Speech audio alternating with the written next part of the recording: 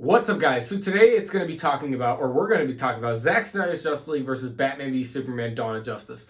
So I was figuring out ways to do it. You guys remember how I used to do movie versus movie? I broke down the acts and that, but I'm just going to simply talk about the films and what I don't like and which one really is the stronger film. We'll talk about score. We'll talk about pacing is a big thing, and the characters. So let's talk about one of the things I really want to talk about is the pacing. I watched Batman v Superman last night, and man, the pacing. I watched this film 20 times. I'm a big fan. I love Ben Affleck's Batman. This got me to love him a lot. And you can tell I'm a big fan of Batman v Superman. But man, I watched this on the new Ultimate Edition, and I have to tell you guys, the pacing is very, very kind of in a mixed bag, especially in the first half of the film. Um, some of the things I do want to say in the first half of the film don't really need to be in there.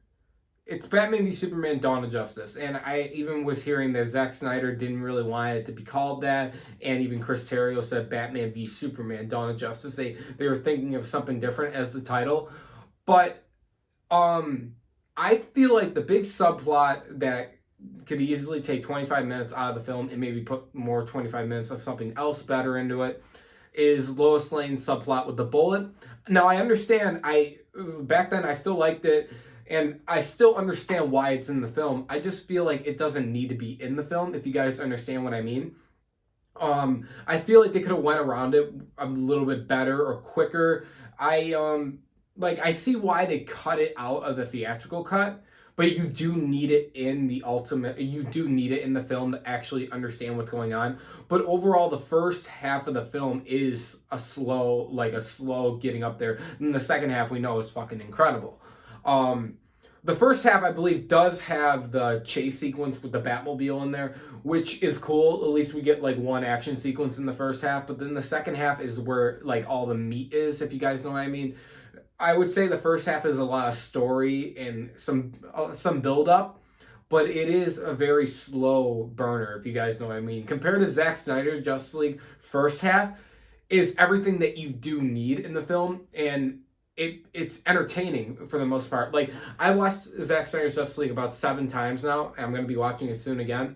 In the first half of the film, you understand everything. Like, with the characters, you learn about the mother boxes. There's a lot of action sequences to keep the momentum going as well, but a lot depth. That's why I'm going with Zack Snyder's Justice League's first half is definitely stronger than Batman v Superman's first half. Now let's talk about the second half of each film.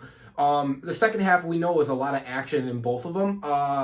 And I, for one to say, I really, really, really enjoy the action sequences in Zack Snyder's Justice League, but I would prefer a little bit. I think the action's better in Batman v Superman. There's in Zack Snyder's Justice League, you got the tunnel battle sequence. You have Superman coming back, the final fight, the final battle, and there's the Amazonian chase sequences. There's those scenes, and they're cool. But I think Batman v Superman's action sequences are a little bit better. I kind of wanted that, like, 1 or 2 more cool sequences in Zack Snyder's Justice League just to, like, be more memorable. Because you have the iconic warehouse scene. I personally really do like the nightmare sequence in Batman v Superman. And I do love the fight. And I personally, I'm not going to lie, I do like the Doomsday battle. So you have those memorable scenes. But overall, the most iconic is the actual fight and the warehouse scene for Batman. So overall, I think the action is a little bit better in Batman v Superman for the second half. Overall though, the final, like, I'll talk about that in a sec, but the action sequences in Zack Snyder's Justice League are incredible. I'm not lying, they really are, and they're really cool and different. But I think this point goes to the Batman v Superman action sequences are better. But let's talk about the ending thing. So back in 2016 when I saw Dawn of Justice, I did not know Superman was going to die. Now I did know Flash is going to reverse time. So this is 2 different things. I will admit I did kind of tear up when Superman died, but I did get goosebumps when he returned in Zack Snyder's Justice League, and Flash's epic reverse time was sick as fuck. So it's really a toss up for me. I like both ending sequences a lot, actually, when Superman returns and the Flash sequence, but when Superman dies, it's very impactful to me. And so it is. I'm going to have to say, guys, right now it is 1-1, and the whole final battle sequences or the ending sequences are even for me. I really can't pick. Now let's talk about the score. So the score in Batman v Superman was really darker and like more menacing, and I did like that a lot. But I do have to say I do like the Zack Snyder's Justice League score too.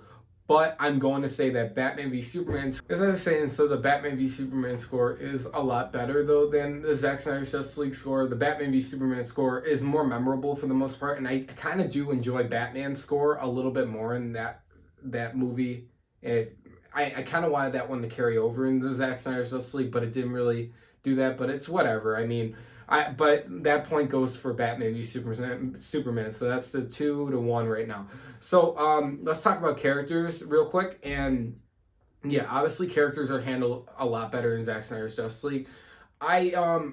Although I do think Batman is cooler in Batman v Superman, but his character arc is development in Zack Snyder's Justice League is incredible with Superman and Wonder Woman. So that point goes for Zack Snyder's Justice League hands down. They're handled a lot better, and they got time to breathe, and you get to understand a lot more about these characters.